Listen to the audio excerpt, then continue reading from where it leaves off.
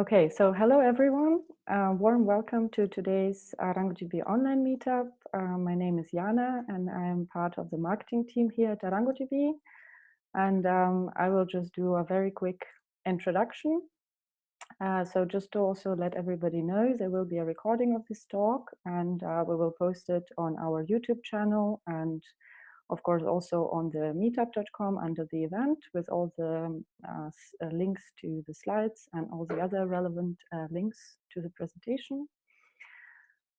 Towards the end of the talk, we will have some time for Q&A. So if you have any questions during the presentation, feel free to post them in the chat or in Q&A section in Zoom here. And yeah, we will take some time at the end to go through them and answer them.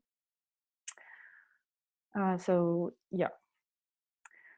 As a small introduction and before we dig deeper into the talk itself, I would like to share something that we've been recently working on, which is our recent and latest community initiative. So as ArangoDB is an open source project, we of course highly rely on our community and we need a bit of your help. We already get loads of great contributions from the community, from the international community, from all around the world. And big thanks to everyone for that.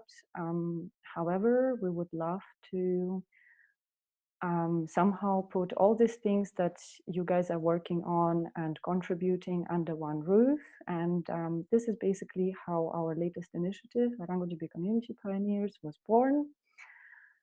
Our pioneers are all of you who are contributing or who would like to contribute, but are not yet sure how. What you can do is, of course, do a talk at our ArangoDB online meetup, which is what we're doing today. Or we also highly encourage you to join a local meetup in your area and spread the word around about ArangoDB. You can also do something a little bit smaller than an online or a physical talk, like a blog post on your experiences or something that you're currently working on with ArangoDB. You can do a short tutorial or something like a small use case, which can be something very simple, like you have a problem A, and this is how ArangoDB have helped you solve it. And these are the queries that you have used, and these are the results that you got. You can also tell others about what you think about ArangoDB in a short post on Medium, or write a review on G2 Crowd, or also simply add a skill on a LinkedIn. So if you would like to participate in our initiative and already have an idea of how to do it, that's of course fantastic. If you would like to participate but don't yet have a clear idea of how you can contribute, then please, in both cases, please get in touch with me. So there's my email address, jana@arangodb.com, or you can also always ping me on Twitter. And yeah, let's chat, and I'm sure that we can come up with something really exciting and cool of how you can get involved with the community. And yeah, looking forward to hearing from you. So now actually let's move on to and start today's talk by one of the first community members participating at in the ArangoDB Community Pioneers initiative. So yes, warm welcome to Gergen, who is live today from Armenia, from Yerevan, and he's going to talk about his project that he has built with ArangoDB. But yeah, I will let Gergen to just take over and actually explain a little bit more details about himself and also about the project and move on with the talk. So yes, warm welcome.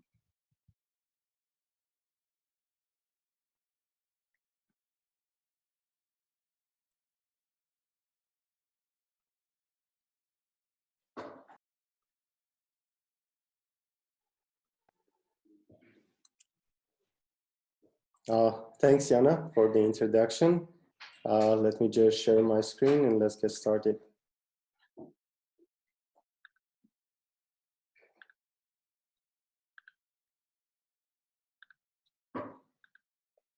Okay, so today I'm going to talk about TypeScript powered microservices to build your data access layer on top of ArangoDB. Thanks, Jana, for the introduction. Let me just briefly tell you what I'm doing currently. I'm a software engineer at Groove. I mainly work with graph databases, real-time systems, and some recommendation personalized suggestions. I create and maintain open source software at Squash and also contribute to different open source software, mostly related to ArangoDB, Elixir, and Phoenix. So what we are going to do for this talk is we are considering a basic social media application, one that will have features such as users being able to follow each other, create posts, rate them, maybe get some basic recommendations. And to do that, we are going to consider different architectural patterns, how we can architect this project using different models and see their benefits, problems they introduce, and how we can use Foxx to solve these problems.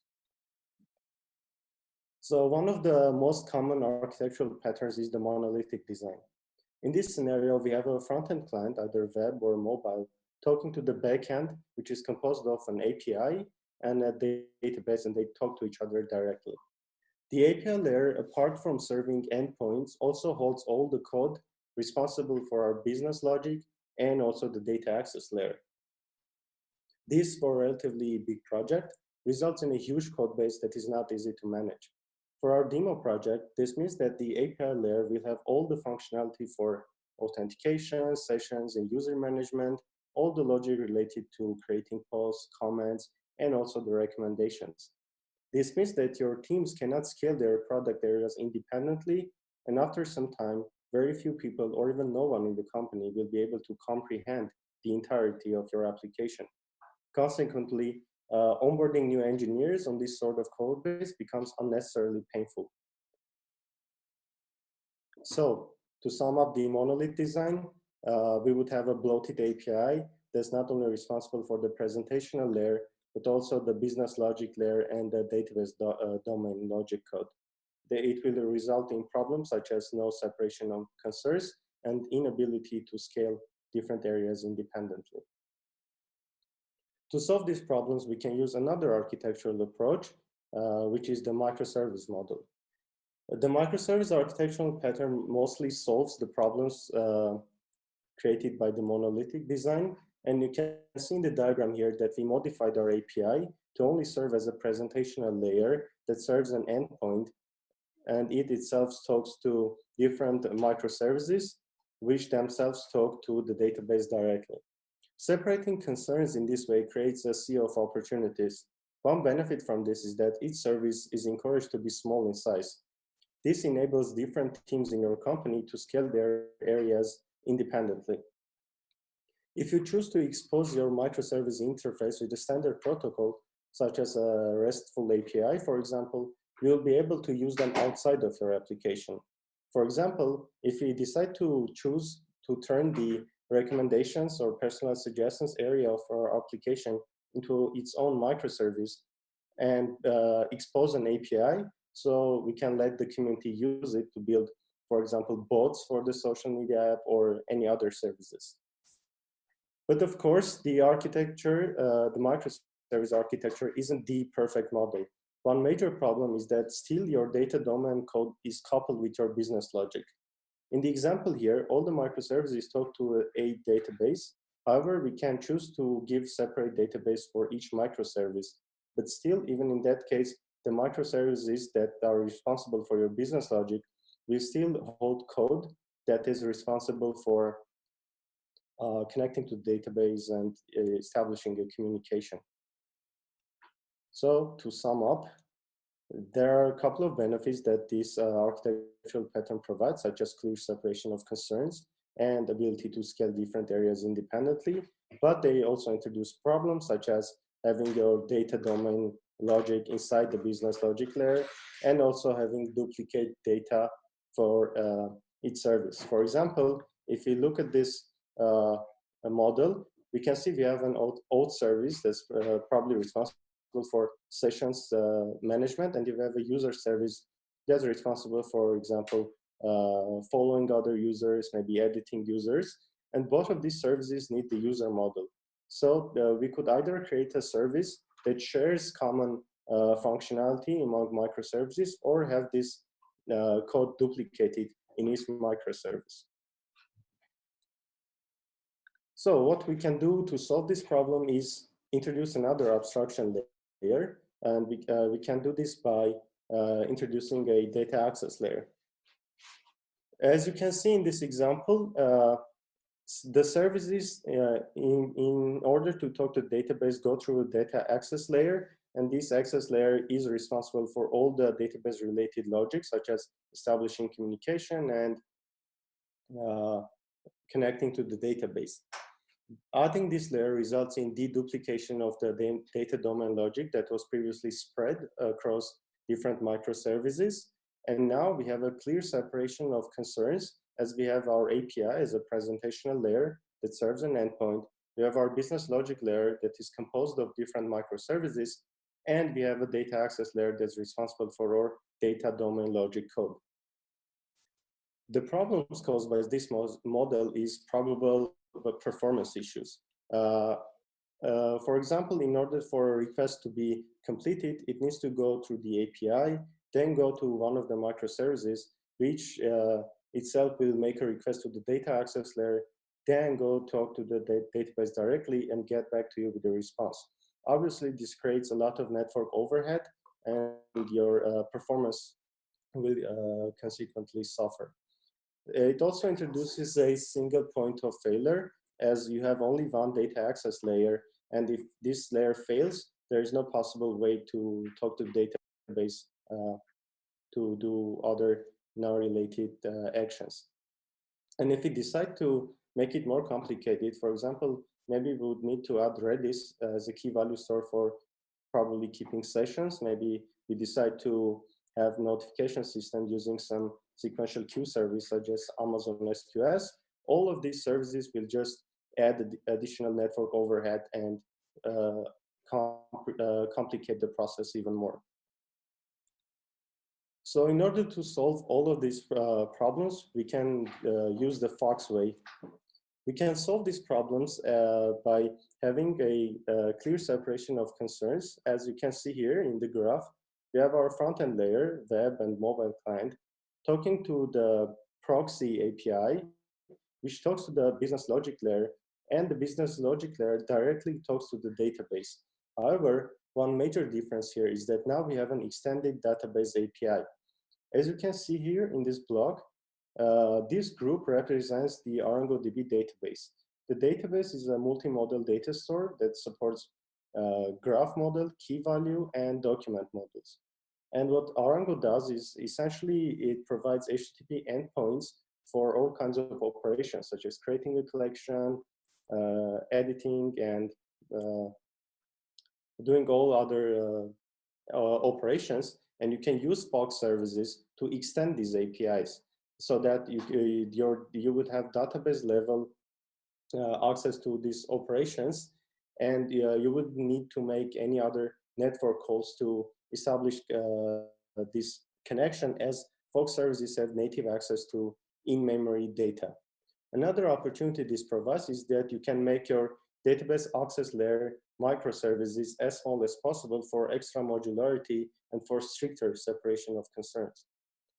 This, coupled with our TypeScript powered template, would help us have modular, performant, and type-safe data access layer microservices. So what are Foxx services? ArangoDB describes them as a way to write data domain logic as microservices that are directly running within the database and have native access to in-memory data. They help you extend the database API, and they live in V8 engines, so you can write your modern JavaScript code and it will run perfectly on top of the database. How Foxx works is that each service is embedded in ArangoDB and mounted on each available V8 context. For example, you can imagine a couple of Node.js servers that are behind the load balancer. So every request you make, it gets automatically distributed across these servers. With Foxx, you have different V8 contexts, and your services live in this context, and incoming requests are automatically distributed across this context. So you shouldn't rely on server state, as you may not know how the distribution will occur. Foxx, although has a lot of similarities with Node.js, but they are not the exact same runtime. Foxx services are purely synchronous, transactional, and should be considered blocking.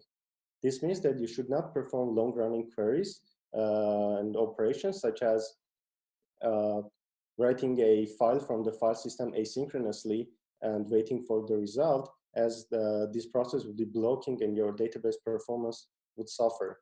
You should also avoid running external operations, although it is possible to make requests to external services, such as you may be able to send an email to a user for verification after they register, but it's recommended to avoid as much as possible using external operations that will possibly affect the database performance.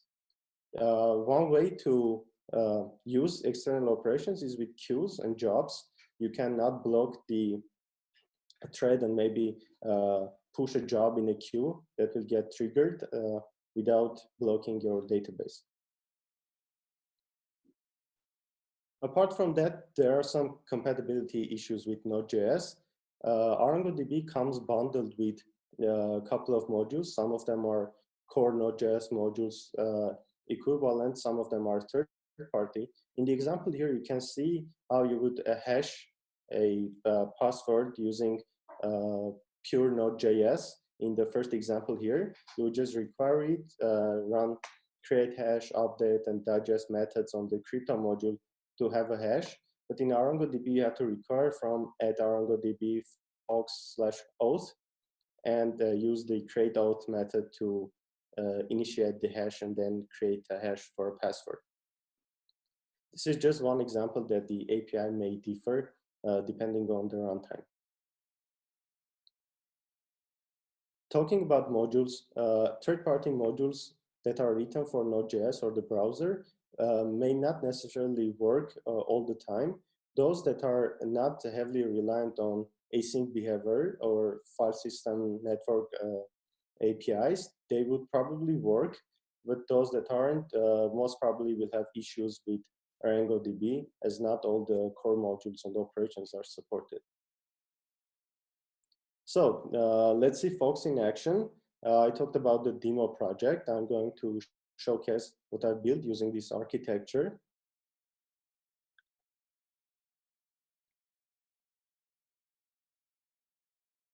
So the project has this structure.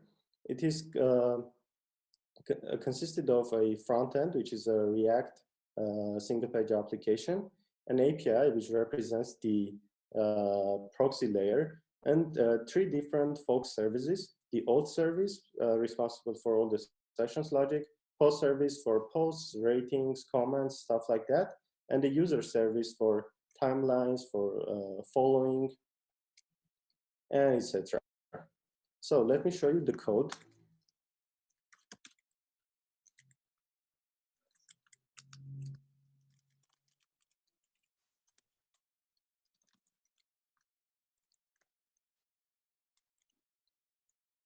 So this is the project. On the front end, as I said, we have a React application that uses Axios to talk to the database. It uses a variable, environment variable, to talk to the proxy API, and it makes requests. Then we have our API layer, which is a TypeScript Express.js proxy. It uses HTTP proxy to create a proxy server to the database with given credentials. And then on our API, we have three routes that represent the Foxx services. We have auth, user, and post, and they all proxy to the database using the proxy server we created here.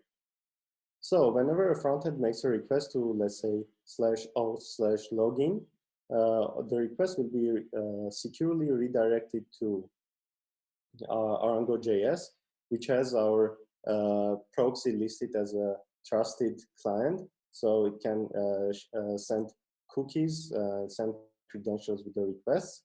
And the proxy will then redirect the cookie, and the user will be successfully authenticated. So let's go to the services. Let's start with the auth service first. Arango Foxx services have a manifest JSON file. They essentially specify where your application should start, and Arango Foxx services also have lifecycle scripts. One example is setup, another may be teardown, and you can also write your own scripts, which will be executable from other services or from the web view or from using Foxx CLI. So our setup script will run every time you install or upgrade the service, although they are optional. And if you have used Foxx services, you may notice a difference here, as instead of using just source entry JS, I use dist entry JS. This project was bootstrapped with our TypeScript template.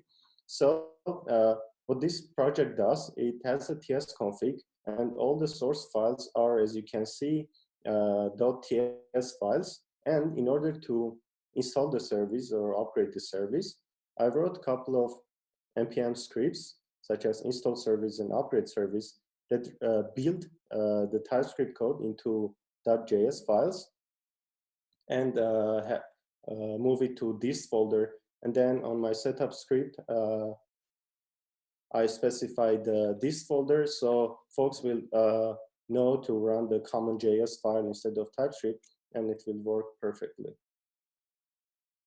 So let's look at the project structure. First of all, let's look at the setup script. The setup scripts are usually meant for setting up your database and all the collections, edges, and indices that the service is responsible of. So as we separated our concerns, and now we have our auth database access layer microservice as its own entity, it is responsible for a couple of collections and edges, since it will create users, create sessions, timelines, and add a relationship between users and timelines. These collections and edges should be created in order for this service to run. So on setup, every time I run or upgrade the service, it will go through these collections, create collections, and create edges, ensure index on these edges and collections, and set everything up so our API can be ready to use. You can see here that I'm using TypeScript, and ArangoDB provides types, and it's in definitely types repo at type/ArangoDB. And you can use ArangoDB collection, and these are generic types, so you can create your own types, as we'll see later, and provide your own types for more type safety. So we set it up our service. Now we can look at the routes. I currently have one route, which is the sessions route, and the template comes with a composable util function such as pipe and compose. I essentially create a router with no arguments, and then pass the value to this argument to sessions, which, as you can see here, returns a updated router, and I use that router in my main file to create the API. As you can see here, I'm using the sessions middleware, and I'm using cookie as my transport layer, and I use the database collection sessions for storing them. You can define your middlewares, for example, to fetch user, maybe put user in the rec object, and do other stuff like that. You can even share these middlewares between services using linking services together feature of Foxx. So if we take a look at our router, we have our login router. ArangoDB, as I said, comes bundled with modules. One of the third-party modules it comes bundled with is Joy. Joy is created by Happy framework contributors to do schema validation and to provide a API definition. As you can see here, I defined a body for my request, and I said that body should include username and a password. And I can provide descriptions, which later will turn into a Swagger documentation inside ArangoDB web view. which you can also export for other usage. So apart from routers, here we can see also middlewares, interfaces, and controllers. In the interfaces file, I can define my user. For example, I've defined my user interface, which I will use to extend the generic ArangoDB document type to give my users a stricter type definition. And I also have added username and auth data here, as these fields are the main different fields from the ArangoDB document.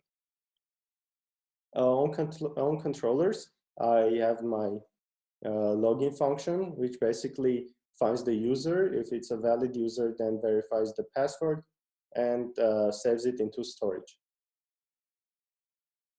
So that's mostly it for auth. All the other services use the same structure, have the same TypeScript configs, and one thing that might be interesting is the middleware.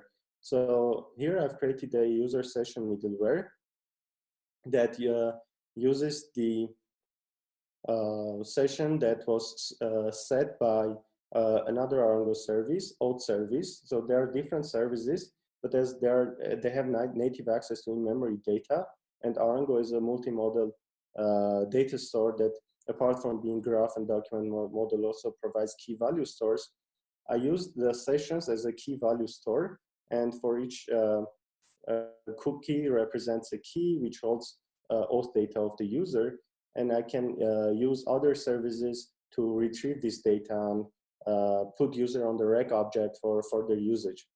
So this means that essentially you can replace your Redis client with ArangoDB's key value store for more performant services. So this user service is just responsible for following other users, and they also provide user view with all the relationships, and I use all the ArangoDB types features as I described before. I use iUser with document to retrieve followers and stuff like that. Another service we have is the post service. The post service has the exact same structure as others. It has a post view as the user model had the user view. And as you can see, we have relationships, right? Users have multiple posts, and I don't want to duplicate my user view inside the post view and post view inside the user view. So I used ArangoDB's linking services together feature to provide our user view and post view to other services. In the manifest JSON file, one difference here is that I provide posts with this version, and I use users that was provided by the user service. So since I provide posts service, I can define exports on my entry file, and these exports will be available for all the services that are dependent on this service. So I export views, and the only view I export is post view, and I can use this inside my user controller here. As you can see, I have my dependencies here. I defined post as my dependency, so it's injected in the dependencies context. I take the views from it, and I use post view, which was defined in a separate service, to return post view and have no duplication among my data access layer services. So let me just run the project so you can see how it goes. First of all, I will start my API, and then I'll go to my front end, start the front end,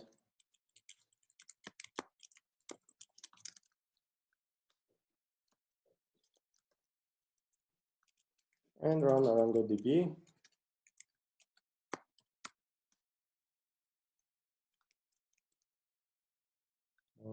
Looks like I've already have it running. Let me just stop it and restart it.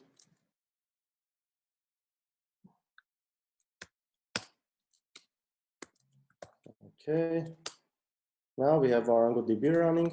Let's go to the database and take a look at our services. I have the default credentials. I choose my database, and you can see all the collections that edges created by these services. And let's take a look at the user service.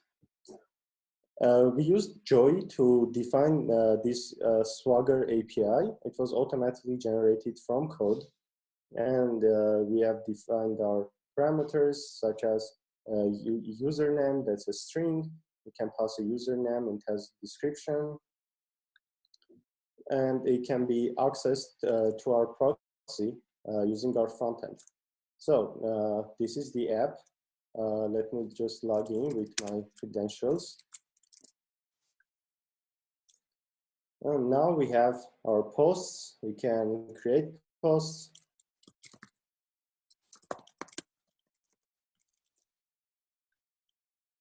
And all the requests we can see here. For example, I like the post. Go through our API. Sorry. Our API here listens at localhost 4000, and I sent a request to vote. In the API here, we can see that it was redirected to posts. It was redirected to post / the ID of the post and vote. And it reached the ArangoDB service. The service responded, and the proxy server automatically redirected the response back to the front end. So that's how you expose your Foxx services to a proxy. There's an ArangoDB config that you might need to add for cross-origin request sharing options, which I won't go into details for that. That was mostly it about Foxx services, but since we are using ArangoDB, we might just as well leverage all the power of that graph DBs provide. One thing you might have noticed here, I have this suggestions variable that runs a query and generates suggestions for users. What this does is you probably have seen on Facebook or Twitter that the service recommends you people. It says you might be interested in following these people you might know. Doing stuff like that is pretty straightforward with graph databases, as what you have is just nodes and relationship, and these nodes may be users, and relationship may be follows. So we can just go through each traverse through nodes and see if we can reach a user in a two-step traversal, meaning that if I'm Gurgen and I follow someone else, and that someone else follows another person, and I also follow, let's say, Rationel, who follows the exact same person, then that means that there is a two-step path between me and that user. And since both people that I'm following follow this person, there might be a chance for me to know them, and I might be interested in following them. So we can achieve this in just this couple of lines. I specify here that I'm doing two-step traversal outbound from my user, and I go through follows edge. I filter all the users that might be me. I collect all the IDs. I check the number of occurrences, see how many times this user was found in this traversal. I sort through the number of occurrences and return the username. So I actually don't show it in the front end, but if we go to our React context, we might be able to see the suggestion for this user. Here I have my user has suggestions that says you might be interested in following test channel.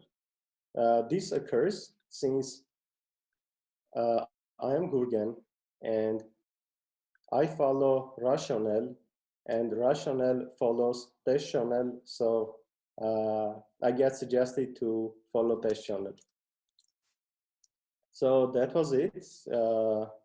mostly. I will share all the links to this project. I will send the link to the TypeScript Foxx template that you can use to build such services. And yeah, that's it. If you have questions, I'll be glad to answer them.